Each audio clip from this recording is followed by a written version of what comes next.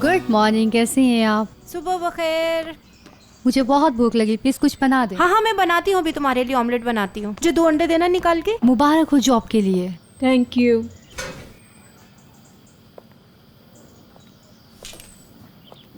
करीमन, हाँ? ये कौन है? ये बेटी है अस्मा आपा की, एलिफ। हाँ। मतलब ये कैसे हो सकता है? जहाँ तक मुझे याद पड़ता है अस्मा आपी का एक ही बेटा है। अरे एक तो तुम बहुत ज्यादा फालतू सवालात पूछती हो। इस बेचारी को अस्मा आपी ने गोद लिया हुआ है ना। मुझे भूख नहीं है, मैं जा रही हूँ।